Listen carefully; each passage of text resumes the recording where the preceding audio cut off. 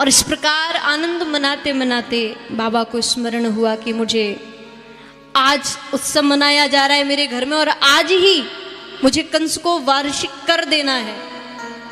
क्या करूं भाई, घर में कोई उत्सव हो तो लोग कितना भी जरूरी काम हो उसको छोड़ देते हैं, क्योंकि घर में अगर खुशहाली आई है या फिर कोई भी उत्सव मनाया जा रहा है तो लोग एक दिन की छुट्टी कर देते हैं, कोई बात नहीं आगे देखेंगे। लेकिन नंद बाबा ने सोचा कि कंस बड़ा दुष्ट स्वभाव का है, अगर एक दिन भी अगर चूक गया ना तो सैनिक पहुंचा देगा तुरंत। क्यों नहीं आया, कर क्यों नहीं दिया है? तो बाबा ने सोचा क्या करूं, तो अपने गोकुल का भार, रक्षा का भार ग्वाल वालों को सौंप करके ये मथुरा प्रस्थान किए। गोपान गोकुल रक्षायाम निरूप्य मथुराम गतः नंदः कंसस्य वार्षिक्यम करम दातु कुरुद्वः। कर देने के लिए मथुरा प्रस्थान किए और वहां कर कंस को दिया। वसुदेव जी से मिलन हुआ। वसुदेव जी को इस उत्सव का पता था, भाई जब पुत्र को रख करके आए, बेटे को रख करके आए, तो वहां किसी को बता के नहीं आए कि हम अपना बेटा छोड़ के जा रहे हैं, इसकी देखभाल करना नहीं, चुपके से चोरी से रख के और निकल आए। उनको पता है कि ये मेरा बेटा है और जिसका नंद उत्सव मना रहे हैं वो इनका नहीं, मेरा लाल है। लेकिन जब वसुदेव जी का मिलना हुआ नंद बाबा से, तो नंद बाबा ने पहले प्रसंग छेड़ा कि भाई आपके पुत्रों को कंस ने मार दिया, मुझे बड़ा कष्ट हुआ, मेरा हृदय बड़ा दुखी हुआ। लेकिन बाद में सुना कि कन्या भी हुई थी, कंस ने उसको भी मार दिया था। अहोते देवकी पुत्रा कंसेन वहवो हता एका वशिष्ठा वरजा कन्या शापी दिवम गता। मैंने सुना कि वो आकाश मार्ग में चली गई, क्या ये सत्य है? तो वसुदेव जी बोले बिल्कुल सत्य है, ऐसा ही हुआ। लेकिन मन छोटा करने से क्या होता है नंद, जो भाग्य में लिखा होता है सो वो तो होना ही होना है। और जिसकी जितनी आयु होती है वो अपनी आयु लेकर के जी करके चला जाता है। इसके लिए क्या विलाप करना, क्या रुदन करना, संसार तो नासवान है ही सही। और इस प्रकार जब कह रहे थे तो वसुदेव जी ने प्रसंग छेड़ दिया। बोले ठीक है नंद बाबा, लेकिन आपके यहाँ भी तो लाला का जन्म हुआ, आपने मुझे कौन सी खबर दी? आपने तो मुझे बताया ही नहीं। अरे भाई बताते तो मैं भी आपके उत्सव में सम्मिलित हो जाता। तो नंद जी ने कहा कि भैया आपके पुत्रों को कंस ने मारा और यदि मैं अपना सुख आपको सुनाने लगता तो आपको और दुख हो जाता, इसलिए मैंने अपने सुख को आपके दुख के आगे दबा दिया, मैंने आपको बताया नहीं। होता है ना, कोई दुखी व्यक्ति हो, वो बेचारा परेशान हो और हम जाकर के उसके सामने अपना सुख सुनाने, अरे भैया मेरे तो जलवे चल रहे, हाँ मैं तो चकाचक खूब आनंद में रह रहा हूं। तो जब इस प्रकार उससे कहा जाएगा तो वो दुखी व्यक्ति सुखी नहीं होगा, आपके सामने मुस्कुरा तो देगा लेकिन उसका दुख अंदर से और बढ़ जाएगा। तो नंद जी ने सोचा कि कहा कि मैंने इसीलिए आपको बताया नहीं कि आपका दुख और बढ़ जाएगा, क्योंकि मेरे यहाँ तो एक बेटा हुआ है, आपके तो 6-6 बेटों को कंस ने मारा है, इसलिए नहीं बताया। लेकिन वसुदेव जी जानते हैं कि कंस बड़ा दुष्ट है, अगर इसको तनिक भी भनक मिल गई कि ये मेरा बेटा है तो ये तुरंत कुछ ना कुछ खुड़पेश करेगा।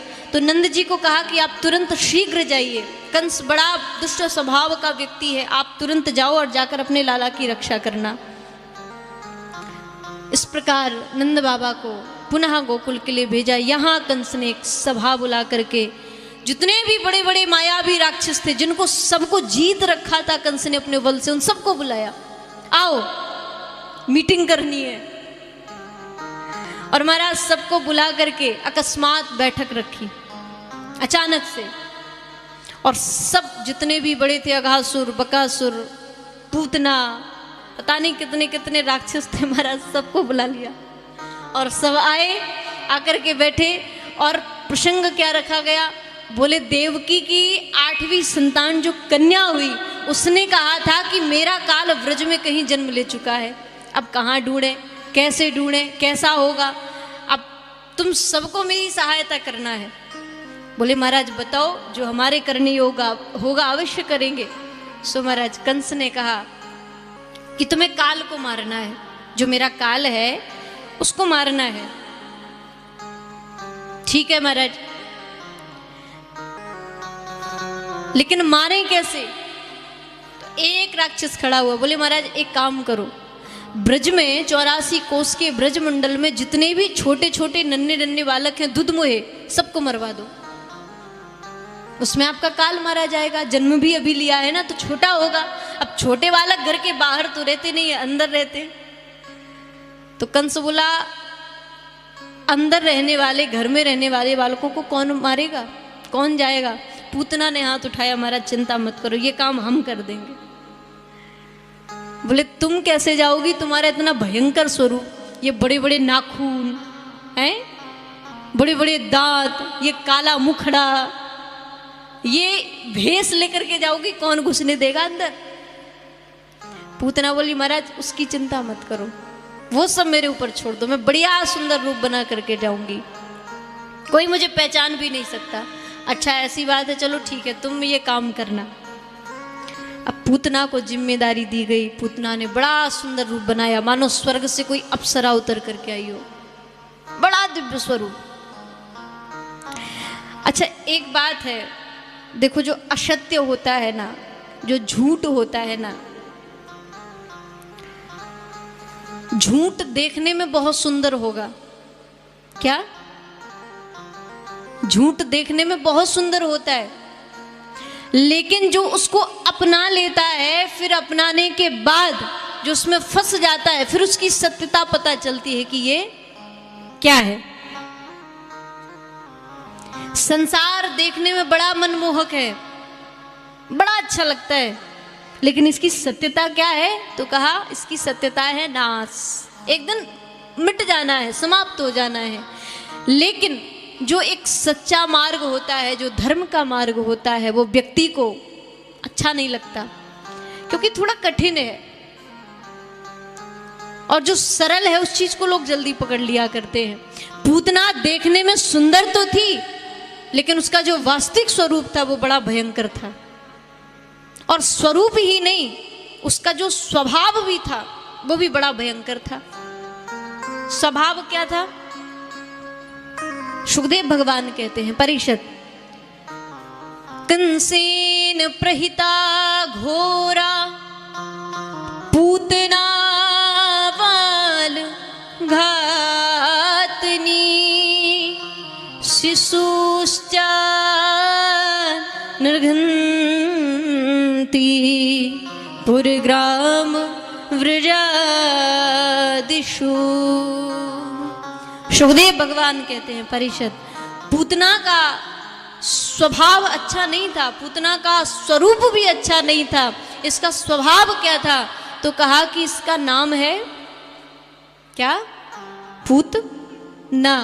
देखो खुद का बेटा नहीं है, खुद की संतान नहीं है, खुद के पूत नहीं है, और वहीं खुद का भी नहीं है और दूसरों का भी नहीं सुहाता है। जिसको पूत ना हो, या फिर ऐसा कहा जाए कि जिसको दूसरे का पूत ना सुहाए, वो पूतना। अब पूतना का स्वभाव यही था, उसको अपना तो था नहीं, लेकिन दूसरे के बच्चों को भी वो जीवित नहीं छोड़ती थी, मार देती थी। पूतना बाल घातनी, छोटे छोटे बच्चों को जो मार दे वो पूतना है।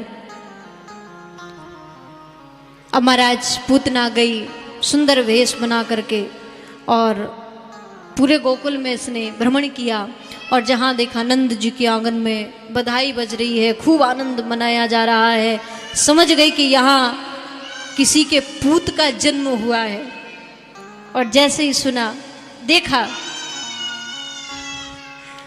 सोई उस घर में तुरंत घुस गई। अब महाराज हजारों की भीड़ में वहां ग्वाल वाल विद्यमान थे, हजारों आ रहे थे, हजारों जा रहे थे, बहुत भीड़ भाड़ चल रही थी। अब कौन किसको देखे, कौन किसको पहचाने? पूतना को देखा तो ग्वाल वाल जो थे बोले, अरे भैया ये स्त्री कौन है, बड़ी सुंदर दिखाई दे रही है।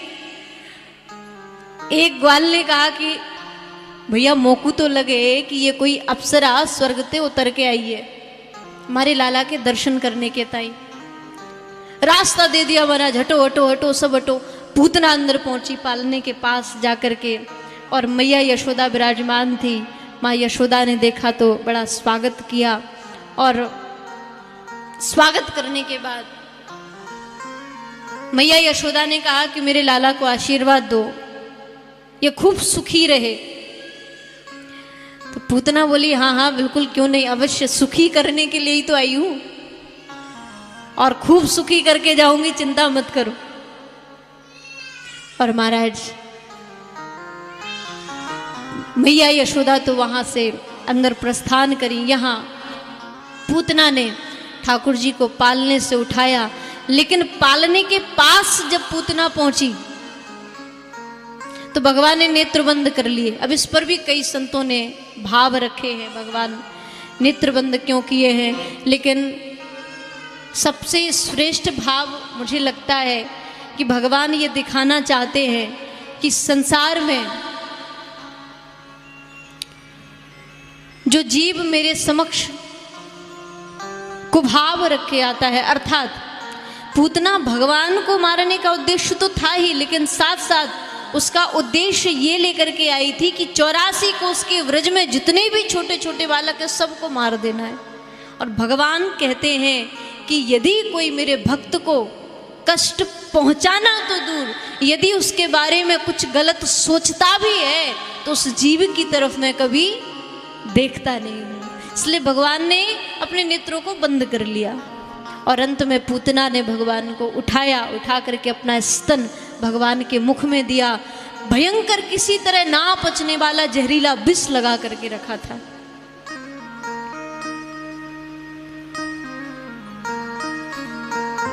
भगवान के मुख में जैसे स्तन दिया, भगवान दुग्ध पान करने लगे, दुग्ध पीने लगे। एक संत कहते हैं कि भगवान से किसी ने पूछा कि प्रभु आप ये तो बताओ,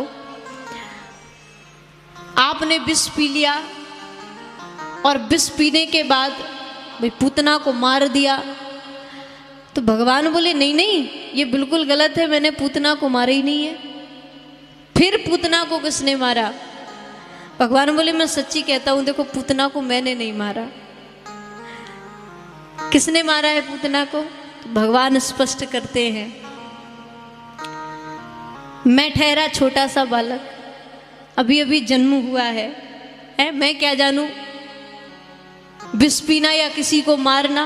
भाई बच्चे का काम होता है दुग्ध पान करना, तो मैंने पूतना का दुग्ध पान किया है, मैंने पूतना को मारा नहीं है। मारा किसने? तो कहा कि रोषाधिष्ठात्र देवता रुद्र। क्रोध किसका स्वरूप है जानते हैं? भगवान रुद्र का स्वरूप है क्रोध। जो सृष्टि का संहार का जिम्मा जिन्होंने अपने हाथ में लेकर के रखा है वो है रुद्र। और जिस समय सृष्टि का संहार करना होता है तो भगवान शिव रुद्र का अवतार लेते हैं, और उस समय रुद्र का भयंकर स्वरूप लेकर के भगवान उसका संहार करते हैं पृथ्वी का। तो कहा कि क्रोध का स्वरूप भगवान रुद्र है। और जब पूतना का दुग्ध पान करते करते मैंने क्रोध को अपना साथी बनाया। भगवान के साथ क्रोध रहता नहीं है, लेकिन क्रोध को भगवान ने उस समय साथी बनाया पूतना को मारने के समय, और साथी बना करके भगवान ने क्रोध के द्वारा उसके प्राणों को खींचा, और प्राणों को खींचने से उस पूतना के प्राण पखेरु उड़ गए। अब बताओ, भगवान कहते मैंने थोड़ी मारा है, रुद्र भगवान क्रोध के रूप में आए और आकर के पूतना के प्राणों को ले गए। मैंने मारा कि रुद्र ने मारा? और भगवान दुग्ध पान करते करते महाराज पूतना के प्राणों को भी भगवान ने खींचना प्रारंभ किया। और जब पूतना के प्राणों को खींचा, पूतना चिल्लाने लगी, सा मुच्च मुच्चाल मिति प्रभासणी निष्पीड्यमाना खिल जीव मर्मणि। बड़ी पीड़ा होने लगी। जब प्राण पखेरु भगवान ने खींचे, प्राणों को खींचा, तो पूतना चिल्लाने लगी, अरे लाला छोड़ दे, अरे लाला छोड़ दे, अरे लाला छोड़ दे। और अपने भयंकर स्वरूप को ना छिपा सकी, नंद बाबा की बगिया में जाकर धड़ाम से गिरी और गिरते ही महाराज उसके प्राण पखेरु उड़ गए। बोलिए बाल कृष्ण लाल की, पूतना मर्दन भगवान की जय हो। पूतना का उद्धार मेरे प्रभु ने किया। अभी यहां जब बड़ी भयंकर ध्वनि हुई, पूतना अब छोटा मोटा शरीर थोड़ी था, हम आपकी तरह की छोटी सी हो, हाँ बड़ी लंबी चौड़ी थी। अब जब गिरी तो नंद बाबा के बगिया के सारे पेड़ टूट गए। ब्रजवासियों को जैसी आवाज मिली भाग करके गए, बगिया में जाकर देखा, ग्वाल बालों ने मैया को खबर दी, माँ दौड़ करके गई और पकड़ करके लाला को अपनी गोदी में उठाया। भगवान वक्षस्थल पर बैठे पूतना की घृणा कर रहे थे। राक्षसी का स्पर्श हुआ, इसलिए गाय के मूत्र से स्नान करा करके, गौमूत्र से स्नान कराया, गंगा जल से स्नान कराया ठाकुर जी का, और फिर सुंदर श्रृंगार किया। यहाँ जब तक नंद बाबा आए और नंद बाबा ने सारी कथा को जब सुना तो नंद बाबा बोले, वाह आज तो मेरे नारायण ने मेरे लाला को बचा लियो। बसदेव बड़ा जानकार है, बड़ी जानकारी रखता है। उसे पहले से पता था कि कुछ दुर्घटना होने वाली है, मुझे पहले ही संकेत कर दिया था कि जाओ जल्दी। इस प्रकार ब्रजवासियों के साथ बाबा ने मिलकर के पूतना के शरीर को जलाया और जलाने पर दिव्य सुगंध निकली। तो सुखदेव भगवान कहते हैं, परिषद ये पूतना के पूर्व जन्म के सुंदर संस्कार जो थे, उसके जो सुंदर स्वभाव था, उन स्वभाव के उन संस्कारों की ये सुगंध निकल रही थी। राजा वली की कन्या रत्नमाला जब ये बन करके राजा वली के यहाँ थी, उस समय भगवान गए वामन का रूप धारण करके, तो पुत्र भाव जागृत हुआ, दुग्ध पिलाने की भावना जागृत हुई। भगवान ने मनी मन आशीर्वाद दे दिया, तेरी इच्छा को मैं पूरा करूंगा। और वहीं जब राजा वली को बंधवा दिया तो रत्नमाला ने सोचा कि यदि ये बेटा मेरा होता तो मैं इसे विष पिला देती। भगवान ने कहा चिंता मत करो, दोनों इच्छाएं तुम्हारी पूरी करूंगा द्वापर में। और वही भगवान ने यहां आकर के लीला करी। धन्य है मेरे कृपा निधि, उसको हमारी छोटी छोटी भक्ति में से जो भी हम भक्ति करते हैं, जो भी उसकी वंदना करते हैं, प्रार्थना करते हैं, जितना भी समय हम उसके लिए देते हैं, उसमें से उसको हमारे कौन से शब्द, कौन सा भाव उसको अच्छा लग जाए, ये हमें नहीं पता। धन्य है मेरा प्रभु। भला संसार में ऐसा कौन होगा जो इस प्रकार मारने की भावना लेकर के आए हुए पर भी जो कृपा करे, जो दया करे। संसार में ऐसा कृष्ण के अलावा और कोई नहीं हो सकता है। सुखदेव भगवान कहते हैं,